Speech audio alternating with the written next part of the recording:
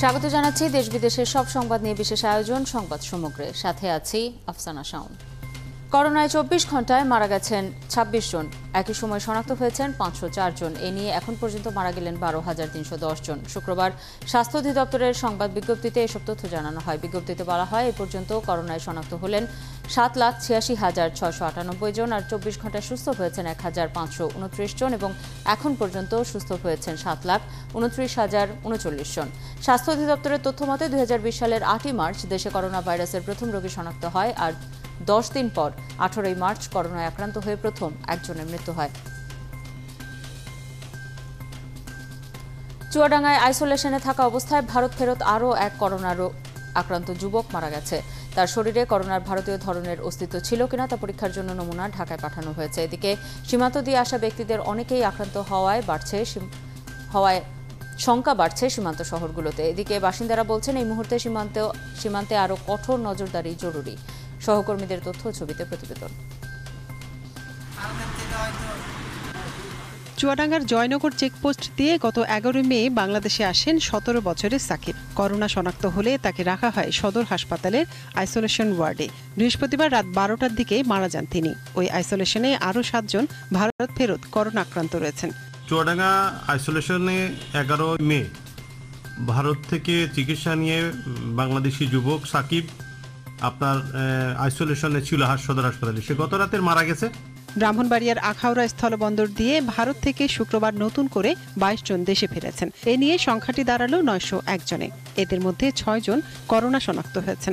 ভারতীয় ভেরিয়েন্ট যেন আমাদের কমিউনিটিতে সংক্রমণ বিস্তার ঘটাতে না পারে সেই বিষয়ে আমরা সচেষ্ট আছি। আমাদের কোয়ারেন্টাইন সেন্টার রেডি আছে। তবে ভারতীয় সীমান্তে অনাপত্তিপত্র পাওয়ার পরেও শনাক্ত হওয়ায় আতঙ্কে জেলার মানুষ। যাদের ভিসা শেষ হয়ে গেছে, যারা হয়তো অসুস্থ চিকিৎসার জন্য গিয়েছিল, তাদের মধ্যে কিছু সংখ্যক লোক স্পেশাল পারমিশন নিয়ে ঢুকতেছে। তবে তাদের ব্যাপারে 100% কোয়ারেন্টাইন নিশ্চিত করা দরকার। সাতক্ষীরায় ভারত থেকে ফেরা ৩৩৭ জনের মধ্যে করোনা পজিটিভ হয়েছেন ১৫ জন। বন্দরের বাসিন্দারা বলছেন, পরিবহন শ্রমিকদের ক্ষেত্রে এই নজরদারি কিছুটা শিথিল। যদিও সিভিল সার্জন বলছেন, সীমান্ত অতিক্রম করার পর সবার ব্যাপারে স্বাস্থ্য বিভাগ সর্বোচ্চ সতর্ক রয়েছে। জনের জন্য আমাদের যে সাতক্ষীরা মেডিকেল কলেজ হাসপাতাল আছে, তার ৬ তলাতে আলাদা একটা ওয়ার্ড তৈরি করে আমরা ওখানে রেখে দিয়েছি। আর আমাদের আরও ১০০ রোগী আছে, যেটা নওদা শরীফে যাদেরকে রাখা হয়েছে, তাদেরও কোয়ারেন্টাইন গতকাল শেষ হয়ে গিয়েছে। গতকালকে আমরা স্যাম্পল কালেক্ট করে নিয়েছিলাম, আর সেটা আজকে মেডিকেল কলেজে পিসিআর টেস্ট করা হবে। বেনাপোল বন্দরের কর্মকর্তারা জানান, ৭২ ঘন্টার RT-PCR এর নেগেটিভ সনদ আসলেই কেবল সেই যাত্রী আসতে পারছেন বাংলাদেশে। যাত্রীদের পাশাপাশি শ্রমিকদেরও কড়া নজরদারিতেই রাখা হচ্ছে। বেনাপোল স্থলবন্দর দিয়ে যে সকল ড্রাইভার হেল্পার আছে, তাদেরকে স্বাস্থ্য সুরক্ষা মেনে বন্দরের ভিতরে প্রবেশ করছে এবং বন্দরের বাইরে কোথাও তাদেরকে ঘোরাফেরা করতে দেওয়া হচ্ছে না। ঝিনাইদহের মহেশপুর সীমান্ত দিয়ে বৈধভাবে যাত্রী আসার পাশাপাশি অবৈধভাবেও আসছে মানুষ। মনিরা কাজুরি, ৭১। সৌদি আরবে বিমানের ফ্লাইট বন্ধ থাকায় বিপাকে পড়েছেন প্রবাসীরা। শুক্রবার সকাল থেকে কারওয়ান বাজারে সৌদি এয়ারলাইন্সের অফিসের সামনে ভিড় করতে থাকেন প্রবাসীরা। আগে থেকে টিকিট বুকিং ছিল এমন যাত্রীরা পড়েছেন বিপাকে। ফ্লাইট বন্ধ হওয়ায় তারা কিভাবে সৌদি আরব যাবেন, কবে যাবেন তা নিয়ে দেখা দিয়েছে অনিশ্চয়তা। এর আগে ২৩ মে পর্যন্ত সৌদি আরবে সব ফ্লাইট বন্ধ করে বিমান বাংলাদেশ এয়ারলাইন্স। করোনা সংক্রমণ রোধে সৌদি সরকার বাংলাদেশি যাত্রীদের দেশটিতে গমনের ক্ষেত্রে নিজ খরচে বাধ্যতামূলক ৭ দিনের কোয়ারেন্টাইন সহ নতুন নির্দেশনা জারি করে। প্রথম যখন আমরা টিকিট কাটছি, আমাদের এই সব কিছু বলেই নাই, বলছে 7 দিনের কোয়ারেন্টাইনে থাকতে হবে, আমরা একটা হোটেল বুকিং করে নিতে, আর ওই বুকিং এর রিসিপ্টটা যেন আমরা তাদেরকে দেখাই। আমরা হোটেল বুকিংও করে নিয়েছি সৌদি আরব থেকে। এখন বলতেছে এটা দিয়ে হবে না, কালকে আসার পরে ওনারা যেটা রেফার করছে সৌদি হলিডেজ, ওইটাতেই থাকতে হবে এবং ওইটা ওদের মাধ্যমেই বুকিং করতে হবে। আমি এয়ারপোর্টে গেছি, টাকা নিয়ে গেছি, ওখানে আমি বুকিং দিছি, হোটেল বুকিং দেওয়ার পর আমি ইমিগ্রেশনে গেছি। ওখানে যাওয়ার পর আমার বলতে আছে টাইম শেষ, আমাকে ফিরিয়ে দিচ্ছে। এখন আমরা কি করব? আমার ফ্লাইট আগামীকাল ২২ তারিখ। আমি এখনো সৌদি আরবের হোটেলের বুকিং কার্ড পাই নাই। আমি গতকালকে আসছি ২০ তারিখ, এখন পর্যন্ত আমাদের কোনো সুরা বা কোনো কথাই বলে নাই। দেশ, জনগণ এবং স্বচ্ছতার স্বার্থেই সাংবাদিকতা। এই পথ বন্ধ হলে দেশে সত্য প্রকাশের পথ বন্ধ হবে বলে মন্তব্য করেছে ঢাকা রিপোর্টার্স ইউনিটির সদস্যরা। শুক্রবার সংগঠনটির প্রাঙ্গণে প্রতিবাদ সমাবেশে এসব কথা উঠে আসে। এ সময় বক্তারা দাবি করেন, এজাহার এবং স্বাস্থ্য মন্ত্রণালয়ের অভিযোগের গড়মিলি প্রকাশ করছে এটি একটি চক্রান্ত। দুর্নীতিবাজরা সবাই একত্রিত হয়েছে বিভিন্ন সামাজিক মাধ্যমে। তারা নানা অপপ্রচার শুরু করেছে, যা প্রমাণ করে কারা সত্য প্রকাশকে ভয় পায়। দ্রুত রোজিনা ইসলামকে মুক্তি দিয়ে মিথ্যা মামলা প্রত্যাহারের দাবি জানান ঢাকা রিপোর্টার্স ইউনিটি। পাশাপাশি মুক্ত সাংবাদিকতার স্বার্থে সকলকে ঐক্যবদ্ধ থাকার আহ্বান জানান বক্তারা।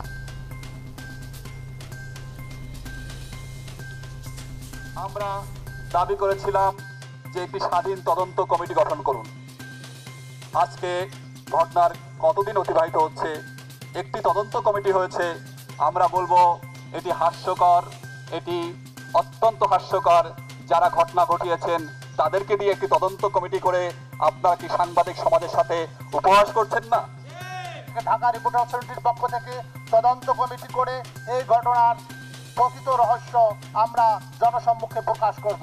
সাংবাদিকরা এখানে একটা পক্ষ দাঁড়িয়েছে, আমলারা রাষ্ট্র ক্ষমতা অবৈধভাবে ব্যবহার করে সাংবাদিকদেরকে ঘায়েল করার চেষ্টা করতেছে। সরকারের দুই একজন পাতিমন্ত্রী, সিকিমন্ত্রী তাদের পক্ষে কেন অবস্থান নেবে? আমরা এর ব্যাখ্যা জানতে চাই। তারা কি শুধু ওই আমলাদের মন্ত্রী? তারা কি সাংবাদিকদের জন্য সাংবাদিকদের জন্য তাদের কোনো দায়বদ্ধতা নেই? সাংবাদিক রোজিনা ইসলামের প্রতি এই অন্যায় কোনো বিচ্ছিন্ন ঘটনা নয়। এই সরকারের আমলে ৪২ জন সাংবাদিক খুন হয়েছে বলে মন্তব্য করেছেন বিএনপি মহাসচিব মির্জা ফখরুল ইসলাম আলমগীর। বলেন, লুটের অনুমতি সরকার দিয়ে রেখেছে, যে যেভাবে পারছে লুট করে নিচ্ছে। সরকার সব গণতান্ত্রিক প্রতিষ্ঠান ধ্বংস করেছে। শুক্রবার প্রেস ক্লাবে মহিলা দলের সমাবেশে তিনি একথা বলেন। রোজিনা ইসলাম ঘটনা বিচ্ছিন্ন ঘটনা নয়, এটা শুধু একটা ঘটনা নয় তো। এর আগে তো বললেন ৪২ জন সাংবাদিককে হত্যা করা হয়েছে। সাগর রুনির এখন পর্যন্ত হত্যাকারীকে তারা খুঁজেই বার করতে পারেন। যে এই মনস্টার সমস্ত কিছুকে ধ্বংস করে দিয়েছে। বিচার ব্যবস্থা ধ্বংস, প্রশাসন ধ্বংস, নির্বাচন কমিশন ধ্বংস, অর্থনীতি ধ্বংস। এই যে আপনার স্বাস্থ্য মন্ত্রণালয়, একটা ড্রাইভারের ৩০০-৪০০ কোটি টাকার সম্পদ ওনারাই ছাপিয়েছেন। বাস্তবতা, সেই জন্য আমি তাদের ধন্যবাদ জানাই। রোজিনাকে ধন্যবাদ জানাই একটা কারণে, যে কি মহত্ব আমি সেটা জানি না, বাট শি হ্যাজ কারেজিয়াসলি এই স্বাস্থ্য মন্ত্রণালয় সহ অন্যান্য বিষয়েও সে সব সময় সরকারের দুর্নীতিগুলোকে জনগণের সামনে তুলে ধরেছে। বিএনপির আন্দোলন করার মতো শক্তি ও সামর্থ্য কোনোটাই নেই বলে মন্তব্য করেছেন আওয়ামী লীগের সাধারণ সম্পাদক ওবায়দুল কাদের। বলেন, যারা দলের চেয়ারপারসনের মুক্তির জন্য একটা মিছিল পর্যন্ত করতে পারেনি, তাদের মুখে আন্দোলন সংগ্রামের কথা মানায় না। বিএনপির আন্দোলনে জনগণ এখন আর সাড়া দেয় না। শুক্রবার অনলাইন ব্রিফিংয়ে এসব কথা বলেন তিনি। বিএনপি মহাসচিব আন্দোলনের কথা বলছে, কিন্তু আন্দোলন করার মতো শক্তি ও সামর্থ্য যে বিএনপি নেই তা গত ১২ বছরেই প্রমাণিত হয়েছে। যা দলের চেয়ারপারসনের মুক্তির জন্য একটা মিছিল পর্যন্ত করতে পারেনি, তারা আন্দোলন সংগ্রামের কথা বলছেন। বিএনপির আন্দোলনে জনগণ এখন আর সাড়া দেয় না। দুর্নীতি অপকর্মের ব্যাপারে সরকার নিজের দলের লোককেও কখনো ছাড় দেয়নি, এবং যে মহল থেকে দুর্নীতি হোক না কেন, যে কেউ দুর্নীতি অনিয়মের সাথে জড়িত থাকুক, সেটাও আইনের আওতায় অবশ্যই নিয়ে আসতে হবে। ঈদের ৭ দিন পরও ঢাকায় ফিরছে মানুষ। ঘাটগুলোতে সকাল থেকেই রয়েছে চাপ। ব্যস্ত সড়ক মহাসড়কগুলো। যাত্রীরা বলছেন, লকডাউনে ভোগান্তি বেড়েছে ভাড়ার পরিমাণও, অথচ দূরপাল্লার যান চললে ভোগান্তি কমার সাথে মানা যেত স্বাস্থ্যবিধি। সহকর্মীদের তথ্য, ছবিতে প্রতিবেদন। শিমুলিয়া ঘাটে যাত্রীর চাপ ছিল সকাল থেকেই, তাই সকাল থেকে 18টি ফেরি চলাচল করলেও ভিড়ে স্বাস্থ্যবিধি রাখতে পারেননি যাত্রীরা। তারা বলছেন, লকডাউনে চলছে শুধুই ফেরি, লঞ্চ চলাচল করলে দুর্ভোগ কমতো। লং ডিস্টেন্সের বাসগুলো, আন্তর্জাতিক পরিবহনগুলো যদি চালু থাকতো তাহলে কিন্তু সুবিধা হতো। অ্যাটলিস্ট হচ্ছে একটা সিট পর তো মানুষ কি করা যেত, মেনটেন করা যেত। যদি লকডাউনটা না দিত, ঈদের 10 দিন আগে ছেড়ে দিত, তাহলে লোকগুলা খুব ইজিভাবে যাইতে পারতো এবং আসতে পারতো। পরিবহন না চালাতে তো আরো মানুষের ঠেলাঠেলি বেশি, কত মানুষ একটা পরিবহন চললে এই অবস্থা মানুষের হতো না। যাত্রীদের সীমাহীন দুর্ভোগের একই রকম চিত্র ছিল বাংলা বাজার ঘাটেও। এখানেও যাত্রীরা জানান লঞ্চ ও স্পিডবোট বন্ধ থাকায় এই দুর্ভোগ। অপরদিকে ঈদ শেষে ঢাকায় ফিরতে সকালে ভোলার ইলিশা ফেরিঘাটে ছিল যাত্রীদের ভিড়, কিন্তু নাব্য সংকটে ফেরি চলাচল ব্যাহত হওয়ায় যাত্রীরা পড়েন বিড়ম্বনায়। সব জায়গার লোকজন যেতে পারতেছে, কিন্তু শুধু আমাদের ভোলার মানুষগুলোই যাইতে পারতেছে না। শুধু ভোলার মানুষগুলো যাওয়ার সব পদ্ধতিগুলোই বন্ধ। খাওয়া দিয়ে যাওয়া ধরছি, এখন আমাদেরকে ধরে পুলিশ নিয়ে এসছে। এখন ফেরি নাই, লঞ্চ নাই, আমরা কি করবো? ফেরি লঞ্চ কিছু চলে না, সেজন্য আমরা ওই চট্টগ্রাম যাইতে এদিকে কোনো বিড়ম্বনা ছাড়াই যাত্রীরা আসেন পাটুরিয়া ঘাটে, তবে গণপরিবহন না থাকায় ঘাটে এসে পড়েন দুর্ভোগে। দ্বিগুণ ভাড়ায় রওনা হতে হয় ঢাকার পথে। অন্যদিকে উত্তরবঙ্গের বিভিন্ন জেলা থেকে কাজে ফিরছেন নানা বয়সী মানুষ। যানবাহনের ভোগান্তি আর অতিরিক্ত ভাড়া দিয়েই ফিরছেন তারা। ডবল ভাড়া নিচ্ছে, এক সিটের মধ্যে 2 জন করে নিয়ে আসতেছে। কোনো স্বাস্থ্যবিধির বালাই নাই। করোনা সংক্রমণও বাড়বে, কারণ যেহেতু স্বাস্থ্যবিধি মেনে চলা হচ্ছে না এবং অনেকের মুখেই মাস্ক দেখা যাচ্ছে না। অনেক সিটে 2-3 জন করে বসছে, কোনো করোনা বিষয়ে কোনো সেফটি মানা হচ্ছে না। শারমিন স্বপ্না, ৭১। বাজারে সবজির দাম এখনো চড়া। দাম বাড়ছে পেঁয়াজ এবং রসুনের, একই সঙ্গে দাম বাড়ছে মাছের। কাঁচা বাজারে গ্রীষ্মকালীন শাকসবজি উঠতে শুরু করলেও দাম আকাশ ছোঁয়া। প্রায় সব বাজারেই সব সবজির দাম 10 থেকে 15 টাকা বেড়েছে। রসুন, পেঁয়াজের দাম কেজিতে বেড়েছে 10 থেকে 12 টাকা। মুদি পণ্যের দাম নতুন করে বাড়েনি, তবে দেশি মাছের দাম কেজিতে বেড়েছে 50 থেকে 70 টাকা। চাল ও মাংস বিক্রি হচ্ছে আগের দামেই।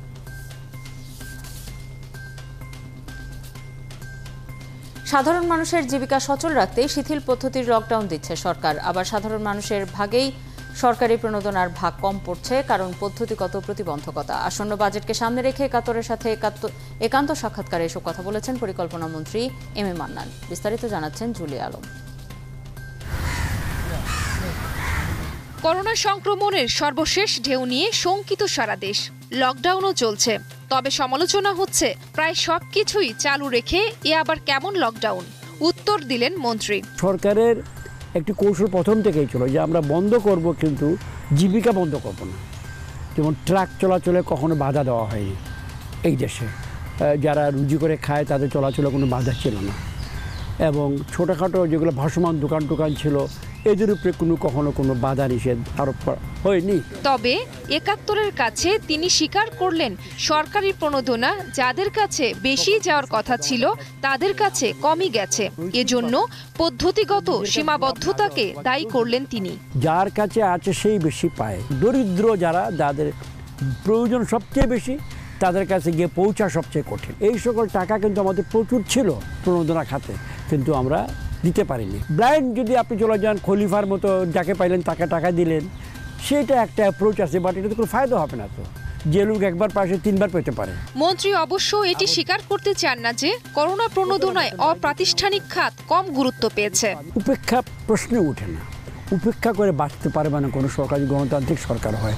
মানুষের ভোটের উপর যে নির্ভর করে সেই সরকার, কারণ অপ্রাতিষ্ঠানিক মানুষই বেশি আমাদের ভোটার, প্রাতিষ্ঠানিক কয়জন আছে। এই যে মানুষগুলো যারা সবচেয়ে দুর্দশাগ্রস্ত, এদের অনেকেই ঠিকানাবিহীন, এদের অনেকে ব্যাংকের মাধ্যমে, তাদের ব্যাংকই তারা জানেন না অনেকে। এখন আমি সরকারি অর্থ দিলে আমি তো ছুঁড়ে মারতে পারবো না, আমাকে কোনো একটা সিস্টেমে যেতে হবে। করোনার ভারতীয় স্ট্রেইন এখন সারা বিশ্বের দুশ্চিন্তা। প্রতিবেশী হিসেবে বাংলাদেশের ঝুঁকি বেশি, একাত্তরকে বললেন মন্ত্রী। তার মতে এজন্য বেশি সতর্কতাও জরুরি। এই মুহূর্তে কিন্তু আমি এটা বলা উচিত, আমাদের প্রতিবেশী বিশাল রাষ্ট্র ভারত এবং অন্য 2 প্রতিবেশী নেপাল এবং শ্রীলঙ্কার অবস্থা খুব একটা ভালো নয়। তো আমরা এত কাছে, আমরা তো ভয়ের মধ্যে আছি, আমাদের সাবধানতা, ডাবল সাবধানতা অবলম্বন করতে হবে। আমরা বর্ডার বন্ধ করেছি, আরও বন্ধ করা দরকার। তাদের প্রতি কোনো অবহেলার জন্য নয়, তারা আমাদের বন্ধু, আমরা তাদের ভালো চাই, কিন্তু তাদের ভালোর জন্য, আমাদের ভালোর জন্য কমপ্লিট সিল আপ করা দরকার। জুলিয়া আলম, ৭১, ঢাকা। উত্তর আন্দামান সাগরে লঘুচাপ ঘূর্ণিঝড়ের রূপ পেতে পারে বলে আশঙ্কা করছে আবহাওয়া অধিদপ্তর। এই ঘূর্ণিঝড় আছড়ে পড়বে ভারত বাংলাদেশ উপকূলে। আবহাওয়া অফিস জানিয়েছে, রোববার আন্দামানের উত্তরে এবং পূর্ব মধ্য বঙ্গোপসাগরের কাছে একটি নিম্নচাপ তৈরি হবে, যা সময়ের সঙ্গে সঙ্গে শক্তিশালী হয়ে 24শে মে একটি ভয়ঙ্কর ঘূর্ণিঝড়ের আকার নেবে। এই ঘূর্ণিঝড় আগামী বুধবার সকালের দিকে ঘন্টায় 65 থেকে 85 কিলোমিটার গতিবেগ নিয়ে আছড়ে পড়তে পারে ভারতের উড়িষ্যা, পশ্চিমবঙ্গ এবং বাংলাদেশের উপকূলে।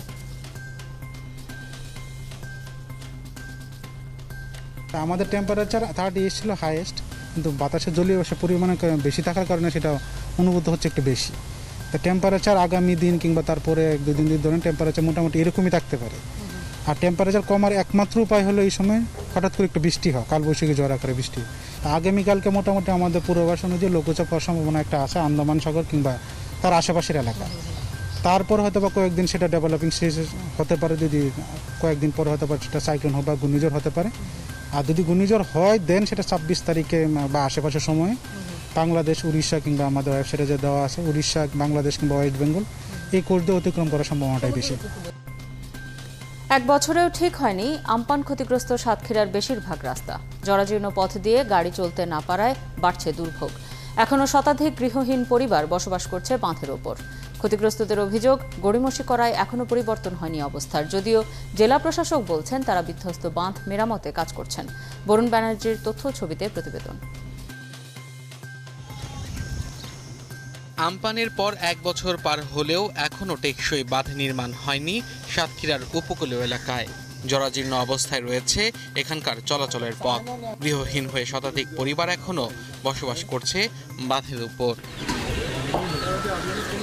ক্ষতিগ্রস্তরা জানান, বর্তমানে এখানে কোনো ফসলের আবাদ করা সম্ভব না হওয়ায় তাদের মাছ ধরে আর মাটি কেটে দিন পার করতে হচ্ছে। সুপেয় পানি, স্যানিটেশন ব্যবস্থা সংকট সহ আছে চিকিৎসা সেবা নিয়েও অনিশ্চয়তা। ধান চাষ নেই, আমপান হওয়ার পরে লোনা পানি সব ডুবে গেল, ডুবে যাওয়ার পরে থেকে মানুষগুলো সব অকেজ হয়ে গেছে। আমরা খুব দুরবস্থায় জীবনযাপন করতেছি, কোনো রাস্তাঘাট নেই, আমাদের বাড়ি ঘর নেই, প্লাস মনে করেন কি আমাদের পানিরও খুব সমস্যা। এই ঘর বাড়ি রাস্তাঘাট যেগুলো ক্ষতিগ্রস্ত হয়েছে এগুলো আমরা সরকারের কাছে চাই। অভিযোগ উঠেছে বাঁধ মেরামতে সরকারি বরাদ্দ রয়েছে, তবুও কাজ করতে গড়িমসি করছে প্রশাসন। আবারও যে কোনো মুহূর্তে নেমে আসতে পারে বিপর্যয়। মানুষের ভিটার উপরে খাল, এখন সেখানে সেই মানুষগুলো এখনো বেড়িবাঁধের উপরে বসবাস করছে। কোনো সরকারি অনুদান যদি ঘর বাড়ি আসে তাহলে গরিব মানুষের দিকে নজরে তাকানোর জন্য অনুরোধ করছি। এদিকে জেলা প্রশাসক বলছে 100 কোটি টাকা ব্যয়ে আমপানের বিধ্বস্ত বাঁধ মেরামতে কাজ চলছে এবং ক্ষতিগ্রস্ত পরিবারগুলোকে সরকারি ও বিভিন্ন এনজিওর মাধ্যমে সহযোগিতা করা হচ্ছে। বেড়িবাঁধগুলোর যে প্রাথমিক সংস্কার সেটি কিন্তু জেলায় শেষ হয়েছে, কিন্তু এরপরেও আমি বলবো যে এই অঞ্চলের মানুষের জীবনের জন্য এখন ওই বেড়িবাঁধ সবচেয়ে বড় হুমকি। এটিকে যদি স্থায়ী বেড়িবাঁধে রূপান্তর করা না যায় সত্ত্বর, তাহলে এই অঞ্চলের মানুষ ভবিষ্যতেও ভয়াবহ ঝুঁকির মধ্যে থাকবে বলে আমার মনে হয়। গত বছর সাতক্ষীরায় আমপানের আঘাতে ক্ষতিগ্রস্ত হয় প্রায় 1.5 লক্ষাধিক মানুষ। মাছের ঘের ভেসে ক্ষতি হয় অন্তত 200 কোটি টাকা। আব্দুল আল মামুন, ৭১। চলছে সংবাদ সমগ্র, ফিরছে একটা বিরতির পর। ৭১-এর সাথেই থাকুন। আছেন ৭১-এ, চলছে সংবাদ সমগ্র। রাজধানীর পল্লবীর ইস্টার্ন হাউজিং এলাকায় সন্তানের সামনে শাহিন উদ্দিন নামে এক ব্যক্তিকে কুপিয়ে হত্যার আসামি মানিক র্যাবের সঙ্গে বন্দুকযুদ্ধে মারা গেছে। শুক্রবার সকালে এই ঘটনা ঘটে বলে জানিয়েছে র্যাব ৪-এর অধিনায়ক অতিরিক্ত ডিআইজি মোজাম্মেল হক জানান, রাতে র্যাবের একটি টহল দলের কাছে খবর আসে ইস্টার্ন হাউজিং এলাকায় অবস্থান নিয়েছে সন্ত্রাসীদের একটি দল। টহল টিমটি সেখানে গেলে সন্ত্রাসীদের সঙ্গে র্যাবের গোলাগুলি হয়। এখানে মানিককে গুলিবিদ্ধ অবস্থায় পাওয়া যায়। পরে তাকে হাসপাতালে নেয়ার পর চিকিৎসক মৃত ঘোষণা করেন। এর আগে চাঞ্চল্যকর শাহিন উদ্দিন হত্যার ঘটনায় বৃহস্পতিবার সাবেক এমপি আওয়াল সহ 4 জনকে গ্রেপ্তার করে পুলিশের গোয়েন্দা শাখা। পুলিশের দাবি, পল্লবীর উত্তর কালশির বুড়িটেকের আলীনগর আবাসিক এলাকায় জমি দখল করতেই আওয়াল তার ভাড়াটিয়া সন্ত্রাসীদের মাধ্যমে শাহিন উদ্দিনকে হত্যা করায়।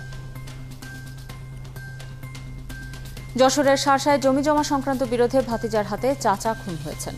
পুলিশ জানায়, বাড়ির সীমানা নির্ধারণ নিয়ে বৃহস্পতিবার রাত 11টার দিকে চাচা আব্দুল মজিদের সাথে ভাতিজা দেলোয়ার হোসেনের কথা কাটাকাটি হয়। এক পর্যায়ে দেলোয়ার তার হাতে থাকা বল্লম ছুঁড়ে মারলে তা মজিদের পেটে ঢুকে পড়ে। ঘটনাস্থলেই মারা যান মজিদ। শুক্রবার সকালে বেনাপোল পোর্ট থানা পুলিশ দেলোয়ারকে আটক করে। নড়াইলের কালিয়া উপজেলায় 6 বছরের শিশুকে ধর্ষণের অভিযোগে মসজিদের এক ইমামকে আটক করা হয়েছে। পুলিশ জানায়, সকালে নড়াগাতি থানায় শিশুর ধর্ষণের অভিযোগে একটি মামলা করেছে শিশুটির বাবা। অভিযোগে বলা হয়, নিধিপুর উত্তরপাড়া গ্রামে জামে মসজিদের ইমাম আব্দুর রহমানের কাছে প্রতিদিনই পড়তে যায় ওই শিশুসহ কয়েকজন। বৃহস্পতিবার সকালে অন্যদের ছুটি দিলেও শিশুটিকে থাকতে বলেন ইমাম। এরপর তার থাকার ঘরে নিয়ে শিশুটির ওপর পাশবিক নির্যাতন চালায়। পরে শিশুটি তার মাকে ঘটনাটি জানায়। ইমাম পালিয়ে যাবার সময় এলাকার মানুষ তাকে আটক করে পুলিশে দেয়। নারায়ণগঞ্জে 14 বছর নিখোঁজ থাকার পর বাড়ি ফিরেছেন রুবেল নামে এক যুবক। রুবেলকে অপহরণের পর হত্যার অভিযোগে মামলা দায়ের করেছিল তার পরিবার।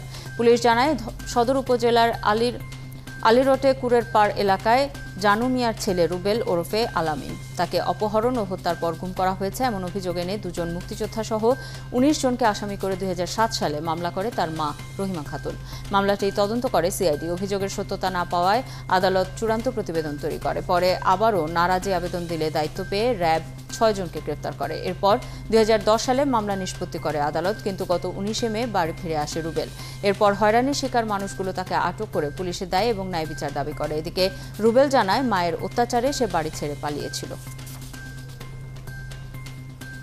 আমার মায়ের অত্যাচারে মনে করলেন আমি একটা ছোট মানুষ, আমাকে 2টা গরু দিত, আবার ভাত পানি কিছুই আর থাকতো না। তার জন্য আমি বাসার থেকে বাড়ি আসে পড়ি। আর এর ভিতরে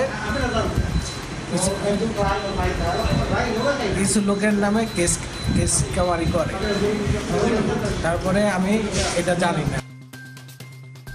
ব্রাহ্মণবাড়িয়ায় সড়ক দুর্ঘটনায় 2 জন মারা গেছে। এই ঘটনায় আহত হয়েছে 3 জন। সকালে ঢাকা সিলেট মহাসড়কের বিজয়নগর উপজেলার আলীনগরে এই দুর্ঘটনা হয়। বিজয়নগর হাইওয়ে পুলিশের ভারপ্রাপ্ত কর্মকর্তা জানান, সকালে সিলেটগামী মাইক্রোবাসের সাথে একটি পিকআপের মুখোমুখি সংঘর্ষ হয়। এতে ঘটনাস্থলেই 2 জন মারা যান। আহতদের হাসপাতালে চিকিৎসা দেওয়া হচ্ছে। নিহত 2 জনের মধ্যে একজনের পরিচয় মিলেছে, তার নাম রনি খন্দকার, বাড়ি হবিগঞ্জের শায়েস্তাগঞ্জে। গাজীপুরের কোনাবাড়িতে আগুনে পুড়ে গেছে ঝুল মালামালের একটি গোডাউন। গাজীপুর ফায়ার সার্ভিসের উপসহকারী পরিচালক হামিদ মিয়া জানান, সকাল 6:30টার দিকে আগুনের কোলাবাড়ির মিতালি ক্লাব এলাকায় ঝুটের গোডাউনে আগুন ধরে যায়। খবর পেয়ে জয়দেবপুর ও কালিয়াকৈর স্টেশনের 3টি ইউনিট প্রায় 2.5 ঘন্টার চেষ্টায় আগুন নিয়ন্ত্রণে আনে। তবে তার আগেই পুড়ে যায় 3টি গোডাউনে রাখা মালামাল। আগুনের কারণ এবং ক্ষয়ক্ষতির পরিমাণ জানা যায়নি। রাজশাহীর বাজারে উঠেছে গোপালভোগ আম।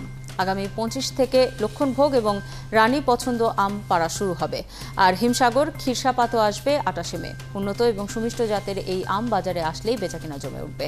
তবে সময়ের আগে অপরিপক্ক আম গাছ থেকে নামালে বা কেমিক্যাল মেশালে কঠোর ব্যবস্থা গ্রহণের কথা জানিয়েছে জেলা প্রশাসক। মেহেদি হাসানের তোলা ছবিতে রাশিদুল হক রুশোর রিপোর্ট। পরিপক্ক হয় রাজশাহীর চারঘাটের বাগানে গুটি আম নামানো শুরু করেছেন বাগান মালিকরা। তারা বলছেন, প্রশাসনের বেঁধে দেওয়া সময়সীমা শেষ হওয়ায় 15ই মে থেকে আম পাড়া শুরু হয়েছে। তবে শিলাবৃষ্টির কারণে ক্ষতিগ্রস্ত হয়েছে অনেক আম। সরকার আমাদেরকে যেভাবে নির্দেশনা দেবে সেভাবে আমরা একের পর এক এভাবে আমগুলো পেড়তে থাকবো। 3 বার শিলাবৃষ্টি হওয়ার কারণে দেখছেন আমের অনেক গায়ে দাগ পড়ে গেছে। সেক্ষেত্রে আমরা আশা করছিলাম যে আমাদের যা বাগান আছে তাতে অনেক আম হওয়ার কথা ছিল। এরপর আম নেওয়া হচ্ছে বানেশ্বর হাটে, যেখানে আকার ও মান ভেদে মন প্রতি আম বিক্রি হচ্ছে 1200 থেকে 1500 টাকায়। তবে আমের হাট এখনো পুরোপুরি জমে ওঠেনি বলছেন পাইকাররা। যেগুলা গোপাল, যেগুলা খেরসাগুলো আরো 15 দিন দেরি হবে। তারপর ইনশাল্লাহ ভালো আমের তেলের বাজার স্থিতিশীল হয়ে গেলে তখন একটা মোটামুটি বেচা কেনা ভালো হবে। এলাকার লোকজনই লিচ্ছে, এখন বাইরের পার্টি আসে না কোনো। প্রশাসনের বেঁধে দেওয়া নিয়ম অনুসারে গোপালভোগ আম 20 মে, লক্ষণভাগ ও রানী পছন্দ 25 মে, ক্ষীরসাপাত বা হিমসাগর 28 মে, ল্যাংড়া 6 জুন, ফজলি ও আমরুপালি 15 জুন এবং আরশিনা ও বাড়ি আম চার নামানো যাবে 10 জুলাই থেকে। এদিকে ক্ষতিকর কীটনাশক মিশিয়ে অপরিপক্ক আম বাজারে বিক্রি করলে নেওয়া হবে আইনগত ব্যবস্থা, জানালেন জেলা প্রশাসক। রাজশাহী জেলার যারা কৃষক এবং যারা ব্যবসায়ী তারা বেসিক্যালি আমে কোনো ধরনের কীটনাশক দিয়ে আমটাকে নষ্ট করে না। এটা ঐতিহাসিকভাবে এখানকার মানুষ এই জিনিসটা করে না। এরপরও যদি কোনো দুষ্ট ব্যবসায়ী যদি এই ধরনের কার্যক্রম করে তাহলে আমরা তার বিরুদ্ধে আইনগত ব্যবস্থা নেব। জেলায় প্রায় 18,000 হেক্টর জমির বাগানে 2.25 লাখ মেট্রিক টন আম উৎপাদন লক্ষ্যমাত্রা নির্ধারণ করেছে কৃষি বিভাগ। রাশিদুল হক রুশো, 71, রাজশাহী। চলতি 2020-21 অর্থ বছরের প্রথম 9 মাসে দেশের বৈদেশিক বাণিজ্য ঘাটতি হয়েছে $1,450 কোটি, বাংলাদেশি মুদ্রায় যা প্রায় 1,24,000 কোটি টাকা। অর্থ বছরের জুলাই-মার্চ সময়ে বৈদেশিক লেনদেনে চলতি হিসেবে ভারসাম্য বা ব্যালেন্স অফ পেমেন্ট নিয়ে বাংলাদেশ ব্যাংকের হালনাগাদ প্রতিবেদনে এই তথ্য উঠে এসেছে। কেন্দ্রীয় ব্যাংক বলছে, অর্থ বছরের 3 প্রান্তিকে রপ্তানি খাতে দেশ আয় করেছে $2,872 কোটি আর আমদানিতে ব্যয় হয়েছে $4,276 কোটি। বিদায়ী সপ্তাহে চাঙ্গা ছিল দেশের দুই পুঁজিবাজার। আগের সপ্তাহ থেকে বেড়েছে সূচক ও লেনদেনের পরিমাণ। এ সময় লেনদেন বেড়েছে 100%-এরও বেশি, আর ডিএসসির প্রধান সূচক বেড়েছে 1% বেশি। সপ্তাহের শুরুতে বেঞ্চমার্ক সূচক ডিএসসি এক্স ছিল 5,750 পয়েন্ট, সপ্তাহ শেষে ওঠে 5,813 পয়েন্টে। সপ্তাহের মোট লেনদেন 8,424 কোটি টাকা। গেল সপ্তাহে এটি ছিল 4,208 কোটি টাকা। সপ্তাহ জুড়ে 375টি শেয়ার ও মিউচুয়াল ফান্ডের ইউনিট লেনদেন হয়েছে। দাম বেড়েছে 169টির, কমেছে 149টির, আর বদলায়নি 53টির। এই সপ্তাহেও লেনদেনের শীর্ষে ছিল বাংলাদেশ এক্সপোর্ট ইম্পোর্ট কোম্পানি, এরপর প্রাইম ব্যাংক এবং সাইফ পাওয়ারটেক। সাগরে মৎস্য প্রজনন ও সংরক্ষণের জন্য আগামী 65 দিন মাছ শিকারে নিষেধাজ্ঞায় সাগরে নামেননি কক্সবাজারের কোনো জেলে। নোঙর করে রাখা হয়েছে সব ফিশিং ট্রলার। বেকার পড়ে আছেন জেলেরা। দুশ্চিন্তা একটাই, এতদিন তারা কিভাবে সংসার চালাবেন। মৎস্য কর্মকর্তারা বলছেন জেলেদের সরকারি চাল দেবেন। কামরুল ইসলাম মিন্টুর রিপোর্ট, ক্যামেরায় ছিলেন হেলাল উদ্দিন। কক্সবাজারের মৎস্য অবতরণ কেন্দ্র বাঁকখালী নদীর তীর ছেড়ে যাচ্ছে না কোনো মাছ ধরার ট্রলার। এখনো মৎস্য অবতরণ কেন্দ্রে থাকে জেলেদের আনাগোনা। সেখানে তাদের সময়টা কাটছে অলস ও কর্মহীন। এখন চিন্তা কিভাবে কাটবে কর্মহীন টানা 65 দিন। এই যে আবার 5-6 দিন অবরোধ দিয়েছে, আমি রিক্সা চালাতে জানি না, দিন মজুরি কাজ করতে জানি না। আমার ব্যবসা হলো শুধু সাগর যদি বন্ধ হয়ে যায় আমাদের অনেক কষ্ট বিনিময়ে চলতে হয়। তবে মাছ ধরা নিষিদ্ধ সময়ে প্রতিজন জেলেকে 56 কেজি চালের সরকারি প্রণোদনা দেওয়ার কথা বলছেন মৎস্য কর্মকর্তা। প্রাথমিক পর্যায়ে আমরা 40 কেজি 56 কেজি করে চাল দিচ্ছি।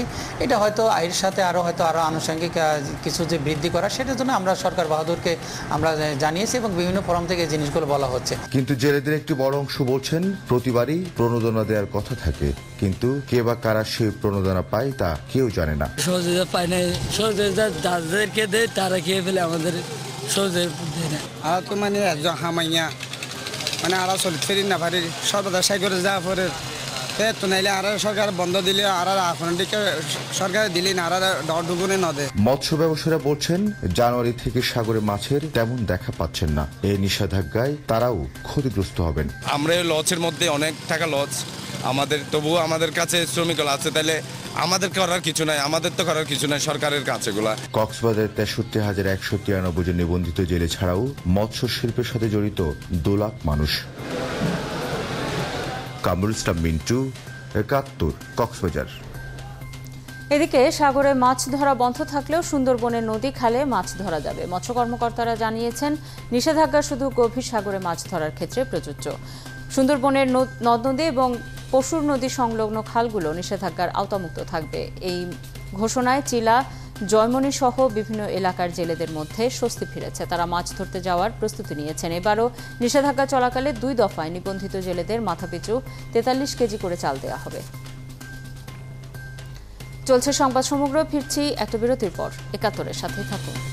মঙ্গলে সফলভাবে অবতরণ করা রোভার জুরংয়ের পাঠানো প্রথম কয়েকটি ছবি প্রকাশ করেছে চীন। ছবিতে রোবটযানটি ল্যান্ডিং প্ল্যাটফর্মের ওপর বসে থাকা অবস্থায় দেখা যায়। আরেকটি ছবিতে ধরা পড়েছে জুরংয়ের সোলার প্যানেলগুলো।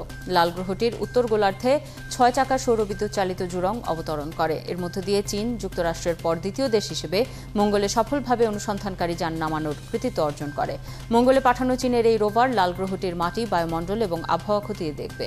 মঙ্গলের হিসেবে অন্তত 90 দিন জুরং ইউটোপিয়া প্লানিশায় তার অভিযান চালাতে পারবে বলে আশা বিজ্ঞানীদের।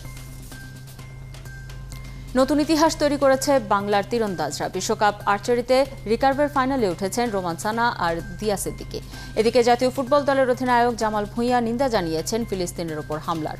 বাবার হয়ে স্বাধীনতা পদক গ্রহণ করলেন ক্রীড়া প্রতিমন্ত্রী। খেলাধুলার সব খবর এক করে জানাচ্ছেন অর্ণব বাপি।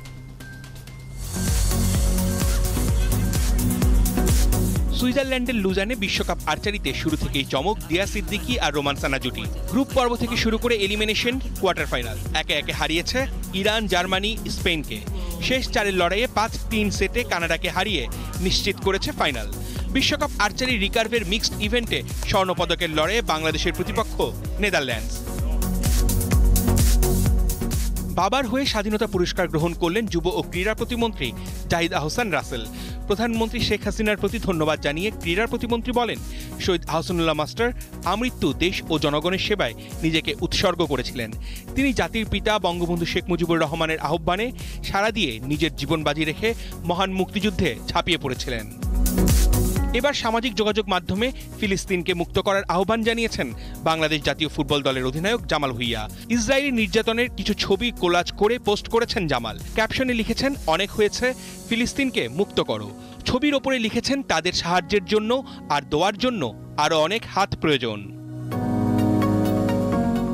মোহামেডানের অস্ট্রেলিয়ান কোচ সিন লেন ঢাকায় ফিরেছেন আজ। প্রিমিয়ার লিগের প্রথম পর্ব শেষ হওয়ার পর ছুটি নিয়ে গত 14 এপ্রিল দেশে গিয়েছিলেন মোহামেডানের কোচ। 15 ম্যাচে 28 পয়েন্ট নিয়ে টেবিলের পঞ্চম স্থানে সাদা কালোরা। অর্ণব বাপি, 71। অসমাপ্ত আইপিএলের শেষ 31টি ম্যাচে ইংল্যান্ড আয়োজন করতে চায় জাতীয় ক্রিকেট বোর্ড বিসিসিআই। এজন্য দুই দলের মাঝে আসন্ন টেস্ট সিরিজের সূচি বলে ফেলার প্রস্তাব দিয়েছে ভারত। ইংল্যান্ড ক্রিকেট বোর্ডের কাছে 5 ম্যাচে টেস্ট সিরিজকে এগিয়ে আনার আবেদন জানিয়েছে ভারতের ক্রিকেট বোর্ড। কয়েকদিন আগে বিসিসিআই চিঠি পাঠালেও এখনও তার উত্তর দেয়নি ইসিবি। 4 আগস্ট থেকে বিরাট কোহলিদের সঙ্গে টেস্ট সিরিজ খেলার কথা জরুরদের, যা শেষ হবে সেপ্টেম্বরে। তবে সেই সময়ই আইপিএলের বাকি ম্যাচগুলো আয়োজন করতে চায় বিসিসিআই। করোনার কারণে মাঝপথে থেমে যাওয়া আইপিএলের বাকি অংশ ভারতে হওয়া সম্ভব নয়। বিকল্প ভেন্যু হিসেবে দুবাই, শ্রীলঙ্কা থাকলেও বিসিসিআই এর পছন্দ ইংল্যান্ড। ম্যারাডোনাকে হত্যার অভিযোগে তার ব্যক্তিগত চিকিৎসক লিওপোলদো লুকসহ 7 চিকিৎসকের বিরুদ্ধে মামলা হয়েছে। গত বছরের 25 নভেম্বর মৃত্যুবরণ করেন 60 বছর বয়সী আর্জেন্টাইন কিংবদন্তি। ঘুমের মধ্যে হৃদযন্ত্রের ক্রিয়া বন্ধ হয়ে ম্যারাডোনার মৃত্যু হয়েছে বলে প্রতিবেদনে উল্লেখ করা হয়েছিল। কিন্তু তদন্তে ম্যারাডোনার মৃত্যুর পেছনে চিকিৎসকদের গাফিলতির প্রমাণ পেয়েছেন বলে এ মাসের শুরুর দিকেই জানিয়েছেন চিকিৎসা বিশেষজ্ঞরা। সে কারণেই ম্যারাডোনাকে ইচ্ছাকৃতভাবে হত্যার অভিযোগে মামলা হয়েছে 7 চিকিৎসকের বিরুদ্ধে। অভিযোগ প্রমাণিত হলে ওই চিকিৎসকদের 8 থেকে 25 বছরের জেল হতে পারে। চলছে সংবাদ সমগ্র। সরাসরি সংবাদ অনুষ্ঠান দেখতে থাকুন 71-এর ফেসবুক পেজে এবং সাবস্ক্রাইব করুন 71-এর ইউটিউব চ্যানেল। প্রতি মুহূর্তে আমরা জানাচ্ছি করোনার সর্বশেষ। এ সময় করোনা থেকে বাঁচতে মাস্ক পরুন এবং হ্যান্ড স্যানিটাইজার ব্যবহার করুন। ভয় নয়, সচেতনতাই জয়। 71-এর সাথেই থাকুন।